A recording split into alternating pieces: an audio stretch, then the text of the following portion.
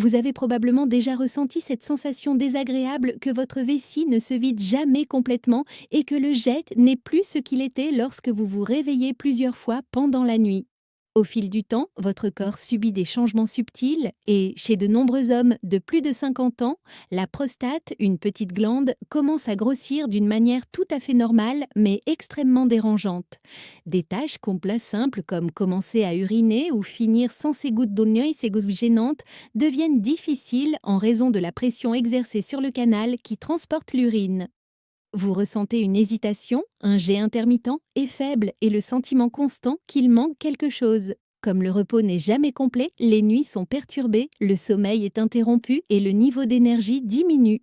Lorsque les hommes approchant la soixantaine évitent les longs trajets en voiture, hésitent avant d'aller prendre un café avec des amis ou renoncent complètement à voyager parce qu'ils craignent de ne pas trouver de toilettes à temps, ils décrivent cela comme un lent vol de leur liberté. J'ai entendu parler d'un homme de 62 ans qui passait plusieurs minutes debout dans la salle de bain pour commencer à uriner, puis se précipiter vers son lit pour répéter le processus 2 heures plus tard.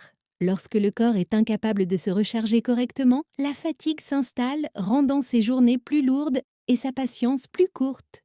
Le principal facteur influençant la croissance de la prostate est le temps, qui modifie l'équilibre hormonal, notamment la testostérone, et sa forme plus active, qui affecte le comportement de la glande. Elle peut également être accélérée par la génétique. Le risque augmente si des parents proches ont connu des problèmes similaires. La sédentarité augmente la pression et ralentit la circulation dans la région pelvienne, où l'équilibre dépend d'un flux constant. L'inflammation couvre subtilement, les tissus se contractent et des symptômes apparaissent lorsque le sang et l'énergie ne peuvent pas circuler librement dans cette région. Le but d'un médicament comme la tamsulosine est de réduire la tension autour de la glande et non de la réduire. Il fait partie d'un groupe de médicaments qui ouvre la voie pour permettre à l'urine de s'écouler plus facilement en relaxant les muscles lisses de la prostate et du col de la vessie. Considérez cela comme le démêlage d'un tuyau d'arrosage. La pression diminue, le jet devient plus fort et l'objet bloqué se déplace à nouveau librement. À mesure que l'urgence diminue et que les terreurs nocturnes s'atténuent, de nombreuses personnes constatent ce changement en quelques jours, voire parfois dès la première semaine. Après seulement 10 jours, seulement 10 jours, un homme âgé d'une soixantaine d'années a commencé à réaliser qu'il pouvait dormir jusqu'au matin, ce qu'il n'avait pas fait depuis des années. Comme un sommeil ininterrompu permet au corps de récupérer d'une manière que les siestes diurnes ne peuvent jamais reproduire entièrement, ses matins étaient plus clairs et sa concentration plus vive. En général, le soulagement est progressif. Au bout de 2 semaines, le jet est plus fort, la vessie se vide plus complètement et les gouttes après la miction sont moins fréquentes. Vous n'avez plus besoin de forcer ni d'attendre. Vous vous tenez debout en toute confiance. L'objectif est de gérer la pression causée par l'hypertrophie afin que votre routine quotidienne redevienne normale et non de guérir l'hypertrophie. Les avantages indirects d'une meilleure circulation sanguine comprennent un meilleur apport en oxygène et en nutriments à la région pelvienne, ce qui aide les tissus à rester résistants plus longtemps lorsque les muscles se détendent et que la circulation s'améliore. Les systèmes énergétiques séqués du corps réagissent, sortant de ce mode de stress de bas niveau qui dure tout le temps et qui fait que tout se conserve plutôt que de s'épanouir. Vous bougez plus fluidement, vous récupérez plus rapidement après l'effort et vous sentez votre énergie intérieure revenir. Cependant, chaque traitement a ses avantages et ses inconvénients, et la tamsulosine a certains effets secondaires qu'il convient de connaître. Le plus courant est une sensation de vertige lorsque vous vous levez rapidement, car votre tension artérielle baisse brièvement lorsque vos vaisseaux sanguins se détendent.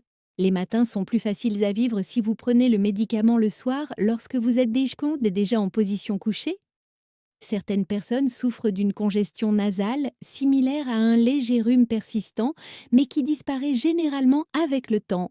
Il y a ensuite le changement dans la libération d'énergie pendant les moments intimes, lorsque le liquide reflue dans la vessie de manière inoffensive au lieu de sortir comme prévu. Bien que l'expression extérieure change, la réponse physique intense et le plaisir sont toujours pleinement ressentis.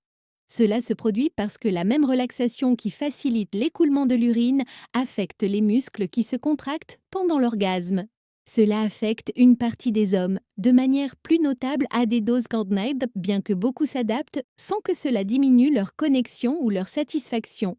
Un patient âgé d'un peu plus de 70 ans a mentionné que cela lui semblait étrange au début, mais que le fait de pouvoir dormir profondément et voyager sans crainte compensait largement tout ajustement. Sa confiance en l'intimité s'est en fait renforcée, car ses inquiétudes concernant les interruptions pour aller aux toilettes ont disparu.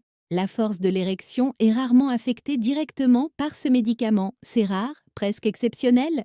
La libido reste stable pour la plupart des hommes, car l'action principale cible les muscles de la prostate et non les systèmes nerfs plus larges qui stimulent le désir.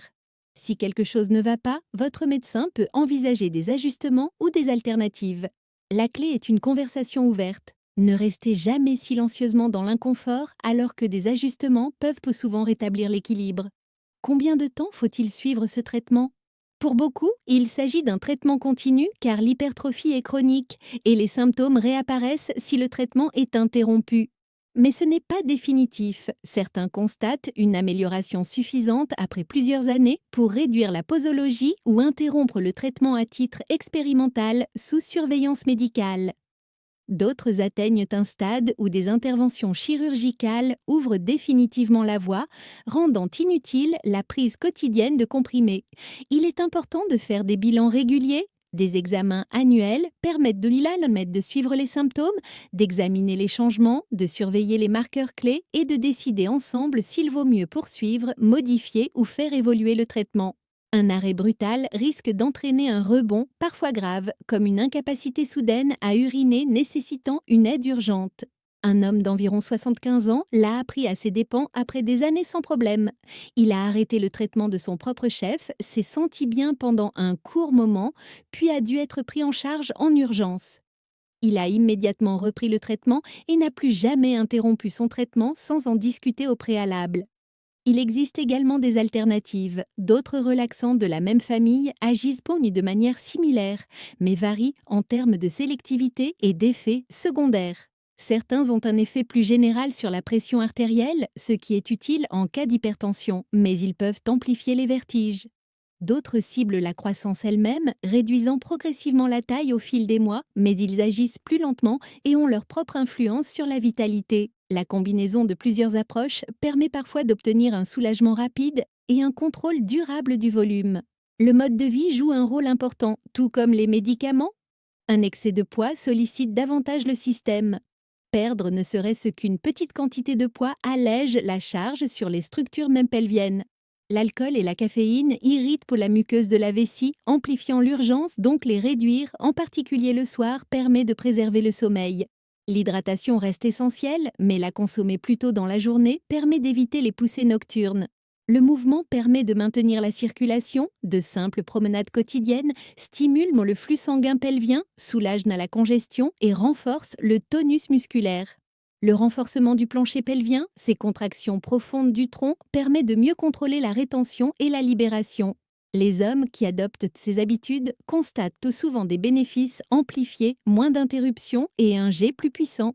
Un retraité, âgé de près de 75 ans, a combiné sa dose du soir avec des promenades de 30 minutes et une réduction de sa consommation de liquide le soir.